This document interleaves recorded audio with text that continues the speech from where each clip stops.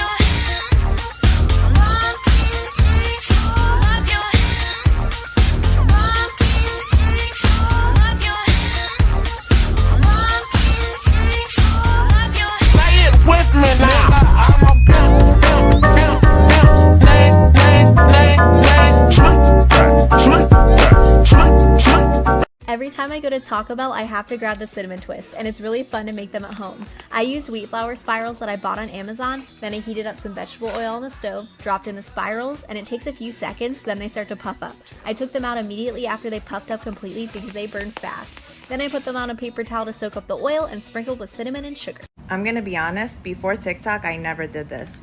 I would just cut off the pieces that stuck out on the end. Now, I can't not do this, and I'm so annoyed.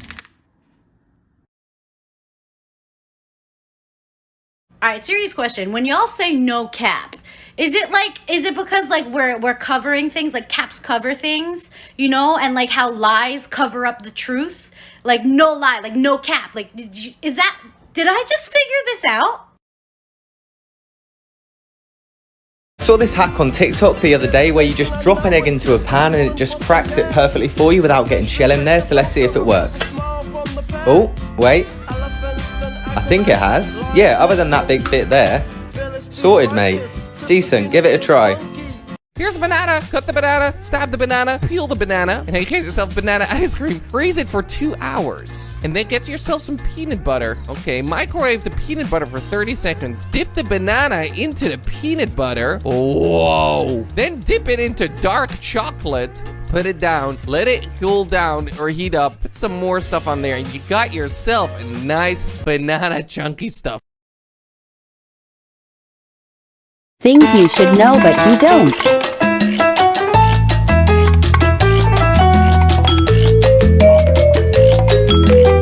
Let's make baked feta pasta, mac and cheese, buffalo chicken style. Add a block of feta and a block of cream cheese to the center of a baking dish. Then add a pound of dry elbow macaroni, 2.5 to 3 cups of shredded cheddar cheese, and 6 cups of milk. Then add a few tablespoons of minced garlic, a lot of salt, guys, a few really good pinches. Then kind of give that outside part a stir to combine. Next, add about 1/2 cup or so of your favorite buffalo sauce to the top of the dish. Then crack some fresh black pepper over the top and put in a 350-degree oven for 50 minutes. I feel like I have perfected this method. The feta was so creamy, so was the cream cheese. The pasta was perfectly cooked. There was the perfect amount of liquid. Make sure you test at this point for any extra seasoning. I added plenty of salt though, so I was good. Then I just had bought a rotisserie chicken, shredded some up, and added it in. So easy and so friggin' good, guys. What am I gonna do with this hack next? Oh my goodness, these corn ribs need to be the next trending food. They're so fun, and I don't know why, but it's way more satisfying to eat corn this way. First, we're gonna need to cut the corn on the cob. Some people say to hack at a knife with a rolling pin, but A, that didn't work, and B, it's just way too complicated. I found that if you stand it up straight and give it a firm push, it cuts right through. Now cut those half pieces in half again until you have 4 ribs like so. In a bowl, add some olive oil, lemon pepper, garlic powder, chili powder, black pepper, smoked paprika, and a pinch of salt. Mix, then brush it onto your corn ribs. You can also fry or bake these, but I air fried them at 400 degrees Fahrenheit for 10 minutes and flipped once halfway through. For our chipotle lime mayo, we combined all these ingredients on the screen, and just look how freaking cute they are. I added my sauce and decided to make it lightly elotes inspired, so I added cotija cheese and cilantro. Enjoy! Hey, you've got to try this cheesecake. Oh, you know, I'm not that much of a sweet tooth. Oh my God, so creamy. Oh my God, that is the best cheesecake I've ever... Here's a magic trick. When your water's about to boil over, drop in an ice cube, and it goes down. Real life hacks here. Show me the life hack that you randomly saw one day that is now an unconscious standard practice in your life. I'll go first.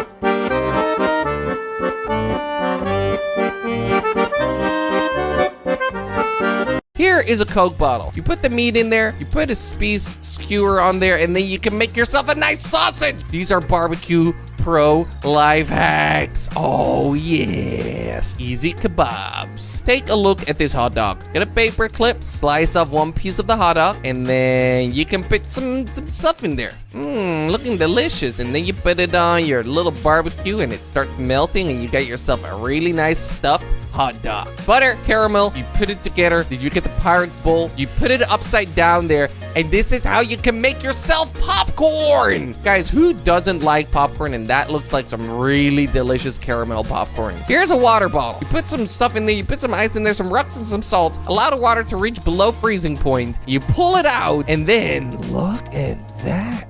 Instant slushies. Here's a little tip you might not know about when using cucumber. If you get a piece of cucumber and cut a circle in it like this, I used a protein shaker because I didn't have a cutter small enough, and then lay out loads of thin slices of cucumber and roll them up nice and tightly. Then all you need to do is just whack it into the other bit of cucumber and you'll have a lovely little flower.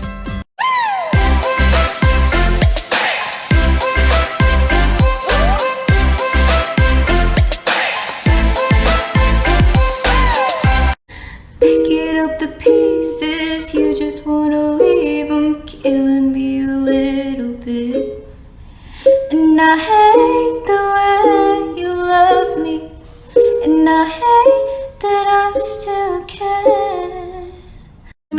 wondering why your food tastes nasty? It's because you don't pick out your produce right. But I got you. This is how you pick out tomatoes. If it has bruises or if it's too squishy, that's a no for me. Want something that's big, firm, with some good color in it. Promise you gonna make the best salsa with these. Now with the limones, if it got texture on the outside, boo-boo, don't get those. They're gonna be dry. You gonna have lemon nothing. The smoother the lemon, the juicier it is, but squish it just to make sure. Same goes for the avocado. If it got too much texture on the outside, it finna be busted. The avocado that's smooth finna be creamier. You finna fall in love. There's a tips for you. When your rice get burned from the bottom, it tastes like a smoke. Put it in a cold water like this and stir it. You will see the difference in the smoke taste. It's gone. Okay guys, this is how you eat a cupcake so that you have icing on everything. You cut it in the middle and then you put it like this and then you sandwich it and then it makes it easy for you to eat the cupcake with icing. That looks great.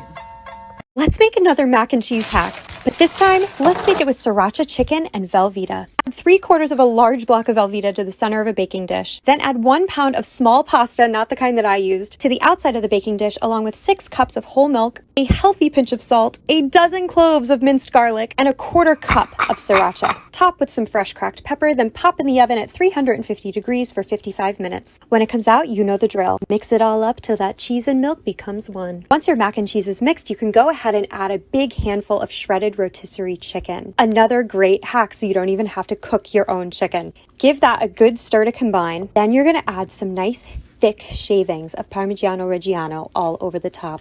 This is so good, guys. It's actually a recreation of one of my favorite hometown dishes. So saucy, so cheesy, and so delicious. Well, what should I do with this hack next?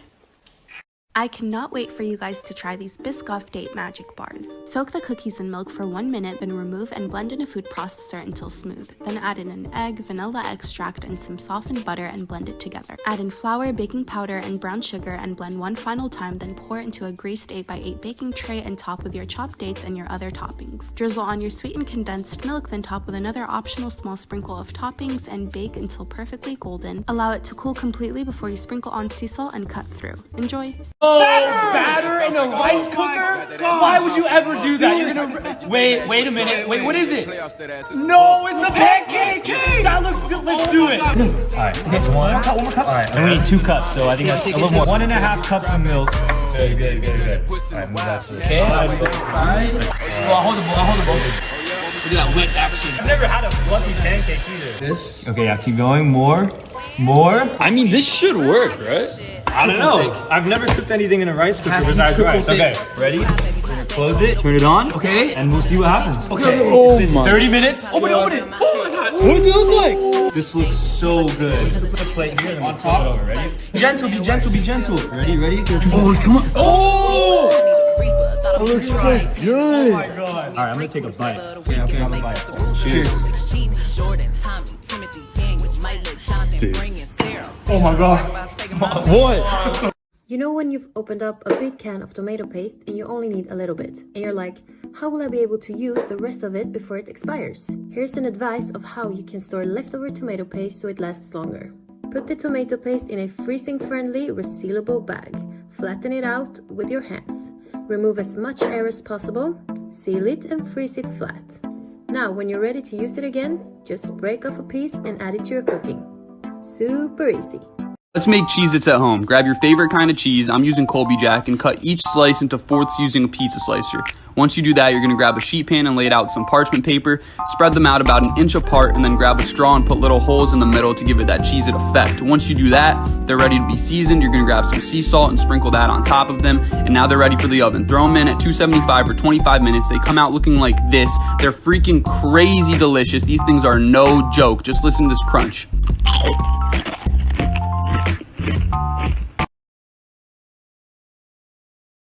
Watch me blow your mind.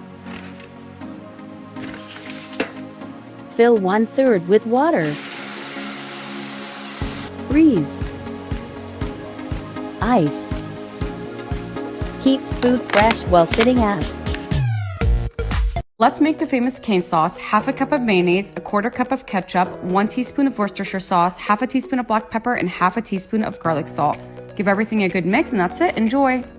Have you tried the tortilla wrap hack yet? I've seen it all over social media and had to give it a try, so today we're making it but pizza style. First, you're gonna take a large tortilla, make a slit, and then we're gonna add our ingredients to each quarter. Then we're gonna take the cut edge of the tortilla and fold it into 4 quarters and add it to a heated pan and let it sit for 2 to 3 minutes per side or until each side is golden brown and the cheese has melted. And there you have it. For the full directions, all you have to do is check out my website and Instagram page. Enjoy. Fudge brownies at only 80 calories a piece. What? Get half a cup of oats, blend it up, you're gonna get oat flour. Pop it in a bowl, add a 1/4 cup of cocoa powder and a hint of cinnamon, 1 tablespoon of baking powder and 5 tablespoons of yogurt. I chose dairy-free coconut based. Get a 1/4 cup of a sweetener, I'm using honey, and 1 egg beaten. A 1/4 cup of milk, I chose almond milk, mix it all up. Add some chocolate chips, pop it in the oven at 400 degrees for 15 to 20 minutes, put it on a plate, and look at that deliciousness. Oh boy.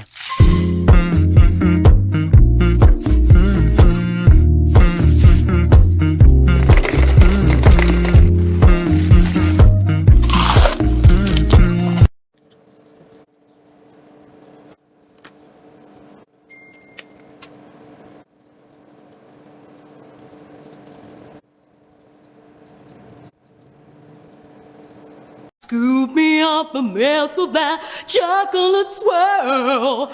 Don't be stingy, I'm a growing.